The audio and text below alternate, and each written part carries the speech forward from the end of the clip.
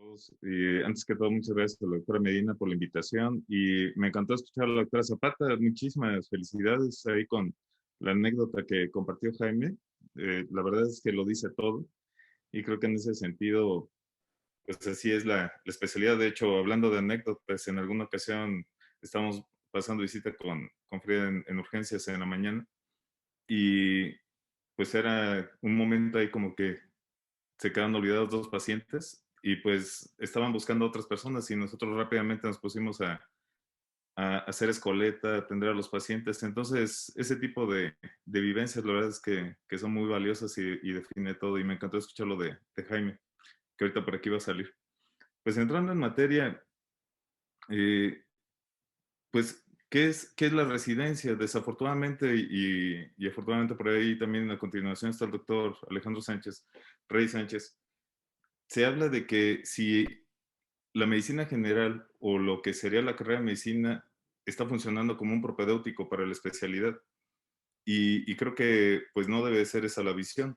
Y ahorita en ese contexto de la residencia en México, pues tenemos un precedente ahorita, por ejemplo, a finales del 21, a razón de lo que fue la reunión de profesores que se llevó a cabo en Guadalajara por el Consejo Mexicano de Ortopedia y Traumatología, tuvimos un avance de esta charla y esta charla es continuación de esa plática que tuvimos en finales del 21, también con la participación del doctor Guillermo Redondo Aquino y del doctor Agustín Balcarce. Eh, esta imagen es la que me gustaría que tuviéramos a modo de arranque y de conclusión.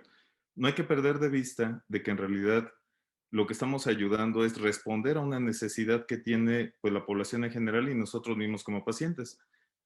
Tenemos pacientes con una patología musculoesquelética aguda o crónica que sus dos principales motivos de solicitud de atención o su necesidad es que les quitemos el dolor o mejorar su función en diferentes formas. Y del otro lado tenemos una propuesta de servicio que es el que responde a esa necesidad. Si un servicio con las definiciones que todos conocemos de calidad, ya sea de 3 aspectos, de 5 o de 10, eh, tiene que ver mucho con toda la experiencia, con la oportunidad y con que se cumplan las condiciones o competencias. Entonces, ¿cuál es la necesidad que debe de ser respondida? Pues debe de haber una persona que pueda responder a mejorar esas condiciones de función o de quitar el dolor desde la especialidad de ortopedia, porque hay muchas otras especialidades que se involucran. ¿Quién es ese producto? Hablando de un tema de servicio que generamos, es un médico residente, el cual pues todavía está en formación y de ahí por eso ponemos esta imagen, ¿no? Esta raya. Antes de que pasemos esta raya, que sea un egresado competente, todavía no es competente y está en formación. Entonces, ¿qué pasaría? Y en estos días tenemos por ahí algunas reuniones, si de la fórmula en nuestros hospitales quitáramos a todos los residentes. Teóricamente, si estuviera la planeación en tiempo y en forma, lo que pasaría es de que no pasaría absolutamente nada malo. La atención seguiría perfectamente igual en los 5 turnos, en la mañana, en la tarde, en cualquier otra condición. Eh, pero si no llega a pasar eso, significa que estamos reposando parte de esa atención en médicos que todavía no son egresados competentes. De ahí pasamos a esto. Me gustaría que tuviéramos estas 3 palabras en la mente: calidad, servicio y contexto. Las especialidades médicas en el mundo, desde el modelo que se hizo en McGill en Canadá o el modelo que se hizo en Reino Unido y en muchos otros países, y que hoy día sigue vigente en la mayoría de los países, los hospitales universitarios realmente son los que subvencionan o financian toda la atención médica de los lugares donde se forman médicos residentes. De tal razón que el médico adscrito que atiende un proceso de atención es empleado de la universidad y la universidad es quien atiende y por eso se llama hospital universitario. En otros países, el hospital pues es el que atiende y tiene una relación académica con una universidad, pero la universidad no financia la atención. Entonces, ese pequeño detalle pues es enorme y cambia la relación de interacción en la formación de ese médico que va a responder a una necesidad. Aquí, por ejemplo, esto, una anécdota que puede ser desde el aspecto emotivo o el aspecto laboral, ¿tendría peso para formar a un residente? Yo creo que sí. Incluso en niveles de evidencia, pues también tiene un lugar, aunque sea nivel 4, pero existe, no lo podemos negar. Pero ojo, no es la única fuente de información. Tenemos que documentar todo esto y tenemos que trabajar en un contexto de realidad. Podríamos hacer catarsis todos aquí de lo que vivimos nosotros cuando fuimos residentes y cada generación tendrá una diferencia. Y esta reunión pues es un ejemplo. Todos tenemos diferentes vivencias. Unas son afines, otras serán diferentes. Pero ese conjunto de experiencias por sí solas no nos van a dar toda la información.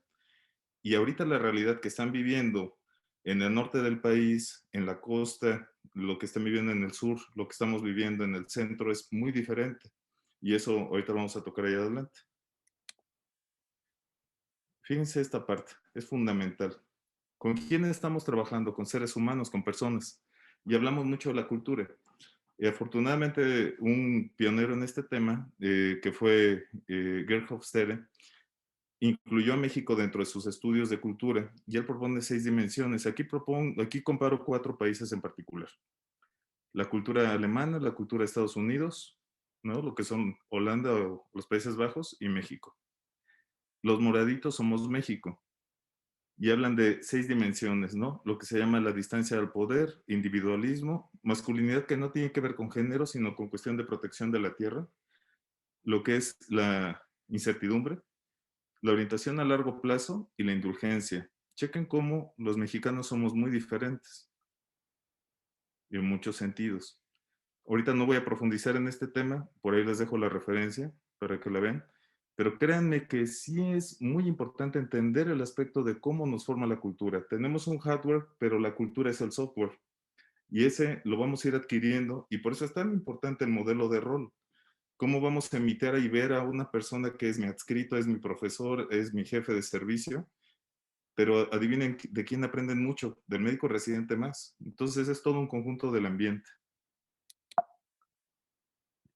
Este otro trabajo también no tiene pérdida, salió en el 2015, lo publicaron en forma conjunta con el CID, con la Academia Nacional de Medicina, y habla sobre la formación y expectativas y proyecciones de las residencias médicas en el país en general. Aquí nada más quiero ver este dato.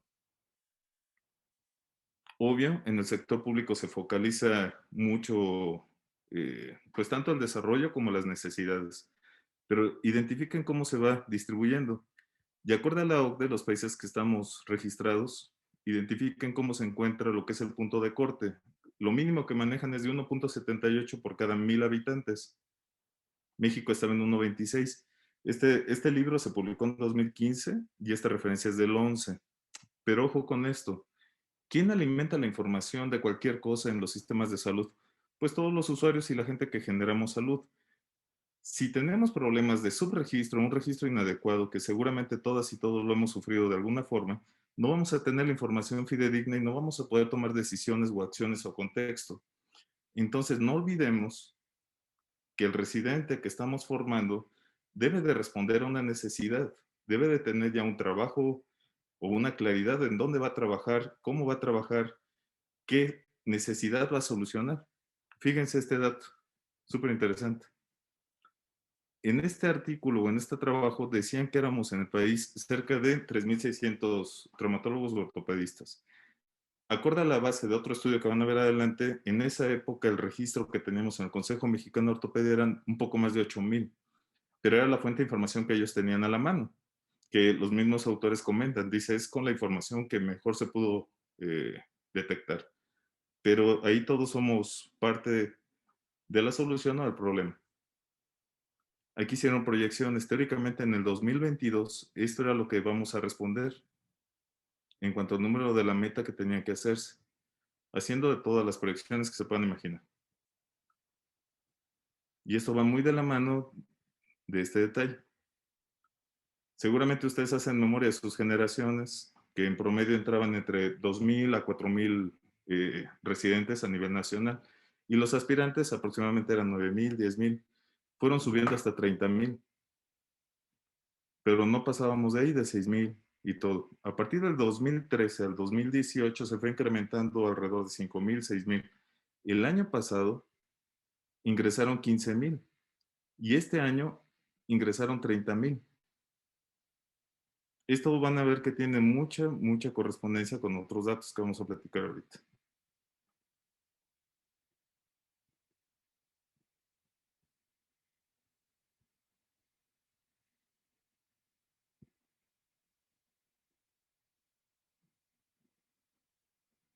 ¿Cuál es el otro contraste del servicio que se brinda? ¿No? ¿Qué tan satisfecho o qué tantas quejas tiene el usuario de ese servicio, nuestros pacientes? La queja médica en trauma y ortopedia, acorde a la CONAMED, este trabajo también está muy bien. Esta es la referencia. Pues desafortunadamente seguimos siendo el primer lugar. Mejoraron otras especialidades, pero con mucho trauma y ortopedia. El área metropolitana, la Ciudad de México y Estado de México, casi 3/4 partes de las quejas y demandas están concentradas en el área metropolitana. Y fíjense, antes parecía que solo era información, pero no, se concentra ya en otras áreas, ya el tema de tratamiento médico, quirúrgico, el tema de diagnóstico, ya no solo es el dato de no dar información, sino también en qué momento y con la oportunidad. Y eso genera un gran problema de quejas y demandas. Entonces aquí entra la pregunta que les pediría que nos hiciéramos todos los que tenemos alguna forma de relación con un médico residente, ya sea como nuestro ayudante en cirugía, como alguien que va con nosotros a la consulta, como una responsabilidad directiva, el modelo que fuera. Ustedes deben de generar condiciones o debemos de generar condiciones de seguridad en el trayecto del hospital a su estancia. Debemos de estar seguros de que tienen atención médica, ellos como usuarios, acceso al estacionamiento si es que tienen auto, ver que el ingreso económico les sea suficiente, que tengan dónde guardar sus pertenencias en el hospital, que tengan acceso a cuando menos 3 comidas y 2 colaciones o 5 comidas durante su estancia en el hospital, que tengan, por ejemplo, también condiciones de información científica actualizada, tanto en forma en línea como en papel, que tengan una práctica deportiva adecuada, que no tengan que salir o llegar en horarios inadecuados al hospital, que tengan red de apoyo, porque pues también se pueden enfermar o necesitar cualquier otra cosa, si tienen acceso a equipos de simulación, si tienen acceso a una práctica clínica y quirúrgica suficiente para su desarrollo de competencias, si tienen la supervisión y apoyo adecuado, si tienen asesorías durante su desarrollo de proyecto de investigación, en este caso la tesis, si tienen equipo de protección radiológica o infecto contagiosa, si no son víctimas de relaciones de abuso o maltrato horizontal, vertical, ascendente o descendente. O sea, aquí también este es un punto. Ellos no solo son víctimas, también pueden ser victimarios. Y si también tienen la capacitación en inteligencia emocional o si también pueden recibir atención psicológica. Ahorita vamos a responder a eso. La palabra calidad hablábamos de que tiene muchos contextos y cada quien en general podrá ponerle su definición, pero sabemos que es algo bueno, ¿no? Y que tiene ciertos parámetros. En el ámbito de la salud, algo que es muy reconocido en general es el protocolo de Londres, también está el protocolo de Ottawa. Hay diferentes métricas para hacerlo, pero fíjense nada más este detalle, conocido como una metodología de apoyo para la gestión de calidad y seguridad del paciente. Y vemos los elementos que tienen acá y no tienen pierde, ¿no? Desde la óptica del paciente, el aspecto de la tecnología, el equipamiento, cuestión individual, el ambiente de trabajo, cuestión organizacional, pero a fin de cuentas sí tiene que ver. Estas características, estas palabras, las pongo ahí resaltadas para que identifiquen en uno de los trabajos que vamos a ver adelante si tienen o no eco en los médicos residentes. Innovación. Luego de repente pensamos como que es algo nuevo, o sea, tecnificado es innovador, no necesariamente. Tiene que modificar tanto el esfuerzo, el tiempo, los ingresos, los ahorros y el resultado. Hay varias definiciones con eso.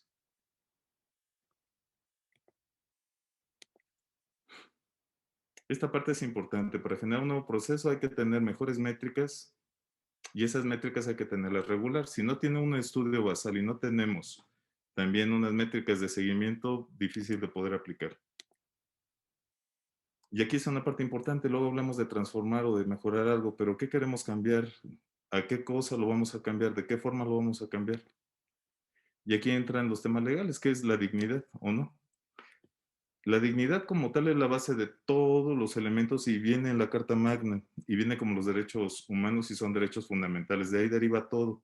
Y recuerden que hay incluso hasta generaciones de derechos humanos. Se habla de primera, segunda, tercera y cuarta generación. las personas que estamos vinculadas en la interacción, ya ni siquiera digo la formación, pero en la interacción con un médico residente, estamos ya en el nivel más alto de cuidar los derechos humanos de tercera y cuarta generación. Entonces, esa parte es muy importante que la tengamos en mente. Este trabajo que amablemente, y me encanta que esté por ahí, Jaime, cuando él era presidente del Consejo, tuvo la amabilidad de verlo como una buena iniciativa que también amablemente los demás presidentes la fueron empujando, y era ver un grupo de trabajo generado con los profesores y autoridades de todas las sedes o la mayor parte de sedes de formación de residentes en México, y se sumaron más de 50 sedes en el país, y está en línea también, lo pueden ver, pero fíjense estos datos interesantes. En cuanto a condiciones y características que podrían tener en cada sede y qué deficiencias o no podrían tener.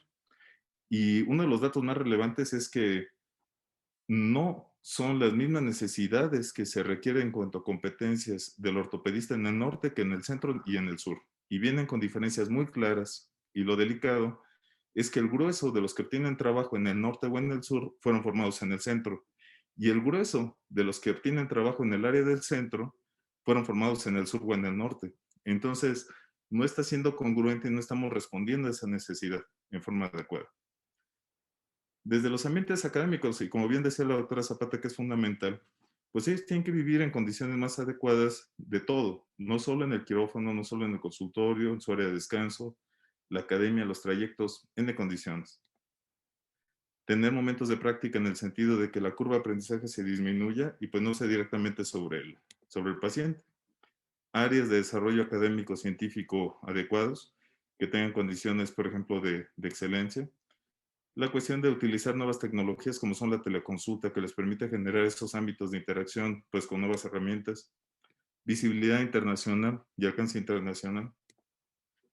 Tener esas condiciones que el profesorado tiene que alcanzar en este caso. Por ejemplo, el doctor Valcarce, el actual profesor titular del curso, también dejó muy bien parado al hospital y al país y a la institución allá en Austria cuando fue a presentar un desarrollo de una iniciativa que se llama AMSA para cuestiones educativas en procesos médicos.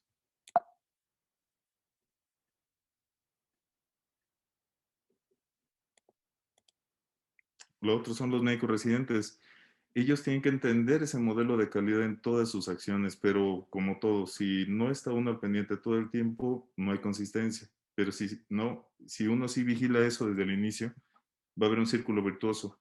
¿Qué se va a ver en desarrollo de tecnología, publicaciones antes de que salgan? Van a ganar premios y, forma más importante, van a aprender a ser equipo. También de las áreas de descanso. Incluso con lo de modelos de simulación. Se desarrollaba esa parte de simulación antes, pero durante la pandemia también se pudo realizar. Entonces, nos tenemos que ir adaptando a las condiciones de contexto. El contexto es fundamental. Tenemos que involucrarlos en el proceso de atención y que se sientan protegidos y cuidados y reconocidos, no de una manera paternal o maternal, sino de como coequipo. Fíjense un detalle súper interesante. Cuando uno evalúa el proceso de atención en cuanto al distrés, que es el estrés negativo, el estrés per se no es malo. El estrés te ayuda a mover y es esa energía, pero cuando se va a un tema patológico es el distrés. Y con este termómetro midiendo tanto adscritos, personal, residente de diferente grado, un dato que es súper interesante, que sí nos da un poco esa visión cultural que hablamos de Hofstede, es que más del 95% cuando se le preguntaba qué opinaba de la persona que estaba por arriba de él o qué opinaba de la persona que jerárquicamente o académicamente estaba en un grado inferior. En general, el 95% consideraba que tenía menor competencia que él y que él tenía mejor competencia que el otro, tanto para arriba como para abajo. Y todos quedamos en el caminito. Entonces eso nos da una perspectiva de no reconocimiento al que nos precede y de que también no somos cuidadosos del que viene. Entonces, ese detalle es muy preocupante y creo que lo tenemos ahí que estar mejorando. La visibilidad que tienen los médicos residentes en diferentes esferas es fundamental y permite que se interactúen desde el ámbito deportivo y la práctica, por ejemplo, de comunicación social o de redes de apoyo a la sociedad. También aquí es otro ejemplo que durante la pandemia pues podían seguir trabajando, interactuando, desarrollando también nuevas estrategias para lo que es simulación y modelos a distancia con gente experta en otros lugares, incluso también en la cámara de GESEL que se tiene. Y estos detalles los hemos ido documentando en sitio con nuevos trabajos de investigación que ya están saliendo para poder hacer un diagnóstico real. Algunas cosas a uno no le gustan lo que aparece, pero nos permite tomar acciones reales. Y ahorita ya tenemos 2 estudios terminados al respecto. De ese tema ahorita les voy a mostrar nada más algunos datos, no va a ser lo único. Y eso fue parte de lo que nos permitió alcanzar esta parte, ¿no? Del Plan Nacional de Desarrollo, que nos permite pues tratar de ir alcanzando niveles de calidad que no sean autoevaluados, sino que sea por una instancia externa y que nos diga qué tan bien o qué tan mal vamos. Este trabajo lo terminamos en 2010 y hablaba sobre cuánto eran los ortopedistas que podía o debiera de haber, y en este dato ahí había el registro cerca de 8,000. La columna izquierda es los que había y que se identificaron. Y del lado derecho, acorde a los cálculos y indicadores marcados por la OCDE, lo que debería de haber. Entonces, en Aguascalientes en ese entonces ya estaba rebasado. Vayan viendo los números. Área metropolitana ya estaba súper rebasado desde hace 10 años y sigue creciendo. Pero hay otros lugares que no cambian. Cada estado ahí lo van a ver. Con calma ahí ustedes pueden ver ahí la referencia. Este es muy interesante. Este fue uno de los trabajos que terminamos ahora en el 21, 22. El lado derecho, digamos que es que está muy satisfecho y el verde es de que está satisfecho. Entonces a su izquierda es lo que cree que no. Pero el lado izquierdo son los mismos residentes, lo que ellos piensan de sí mismos. Y del lado derecho es lo que los adscritos y profesores que conviven con ellos piensan de ellos. Esto está pasando mucho en diferentes esferas, pasa con jefes, con adscritos y así sucesivamente. La autopercepción siempre nos vemos mejor. Entonces, en las 4 dimensiones, que vendrá siendo en valores, en actitudes, en destrezas, en habilidades, en conocimientos, la gran mayoría se autopercibe que está muy bien. Pero cuando le preguntan a los adscritos que estaban con ellos, algunos aspectos sí consideran que están muy bien, sobre todo en destrezas y habilidades, pero en conocimientos, en actitudes y en valores consideran que no. Entonces fíjense cómo está esa disparidad. En este de acá, son qué temas ellos consideran que es importante que debe de desarrollar su curso y sorprendentemente, fíjense, entre más alto el valor es que ellos van a ver. Entonces, primera enseñanza en psicomotricidad, pues suena muy lógico para cirujano, pero de ahí se brinca a pruebas de diagnóstico, razonamiento diagnóstico, medicina basada en evidencias, historia clínica, enseñanza de cabecera, práctica reflexiva, enseñanza durante la ronda, retroalimentación, sucesivamente. En general, procuramos siempre utilizar instrumentos validados, tanto a nivel internacional como a nivel México y en particular en ambientes quirúrgicos, para que puedan ser comparables los resultados. Todos estos son instrumentos ya validados. Y este es un detalle que sí pega ahorita que estamos justo pues con la pandemia y todo. Lo que menos les gusta, aquí este es al revés. Entre más cercano al uno, les gusta más. Más alejado al uno, no les gusta. Y fíjense, ¿cuál es el que menos les gusta? Trabajar en línea. A ellos les gusta la parte de interacción con el profesor, ¿no? Que es esa parte de cercanía, tener un facilitador. Lo electrónico para temas educativos en especialidades no está siendo exitoso, ¿eh? Y eso ya hay varias literatura que lo está sustentando. Y aquí en esta parte es ellos mismos qué tanto consideran que tienen competencias para enseñar. En general está muy uniforme, pero estas de cajas y bigotes, el cuadrito es el 50%. Este bigotito es 25% y el otro 25%. Fíjense cómo conforme van creciendo, se dispersa más en esta parte y están más conscientes, pero en el otro no. Pero en general, el médico residente no cree tener competencias para ser docente. Este es también una parte de desmitificar. ¿Cuántas horas ellos a la semana o al día dedican, por ejemplo, con respecto a ciertas atenciones? En general, a nivel nacional hay 3 áreas principales, ¿no? Seminario de atención, que es, por ejemplo, el tema de los conocimientos médicos de cada especialidad, trabajo de atención, que sería pues, la práctica clínico-quirúrgica, seminario de educación, que son las destrezas para aprender, y la de investigación, pues el proyecto, ¿no? Y fíjense cuántas horas. En rojito es lo que marca el PUEM. Y aquí en general ya estamos logrando que le dediquen más tiempo al tema de investigación. En educación también. En el tema de atención, nos estamos acercando al porcentaje, pero no rebasa, que es este de acá, las horas a la semana, que no deben de ser más de 60, en el acorde al instrumento, aunque la ley dice que no deben de ser más de 80 por semana. Este está muy interesante porque fíjense, este instrumento LASA evalúa la capacidad de que el individuo, el médico, porque está hecho también para médicos, pueda tener autocuidado. Y ese autocuidado en este estudio, que también es de este año, compara si eso impacta con el rendimiento académico del alumno. Entonces, fíjense, el alto porcentaje sí se puede autocuidar, pero de ese autocuidado tiene una tendencia ligeramente inversamente proporcional. Parecería que entre mejor autocuidado tiene, menor rendimiento académico tiene. Eh, Aparte es muy marginal. Si se fijan, las calificaciones y el volumen no es significativo, están dentro de un rango aceptable, pero sí se nota esa parte conforme van creciendo, que tienen mejor autocuidado y menor rendimiento académico. Esta parte de aquí viene por grado. ¿Por qué pusimos solo R2, 3 y 4? Porque se contrastó contra las calificaciones y los R1 no tenían el ciclo completo, entonces por eso se comparó únicamente R2, R3 y R4. Este es muy interesante. ¿Cuánta práctica deportiva tienen? Esto, pues recuerden que también fue con la pandemia, fueron 2 años, pero una tercera parte no hace ejercicio. Y este resto de acá sí hace ejercicio. Este se comparó con niveles de estrés. No hubo diferencias significativas estadísticamente y parecería que la gente que tiene más responsabilidad puede manejarlo mejor. Entonces, ahí todavía falta hacer un análisis más profundo, es un estudio muy reciente, pero ya identificamos una tercera parte que no está haciendo ejercicio.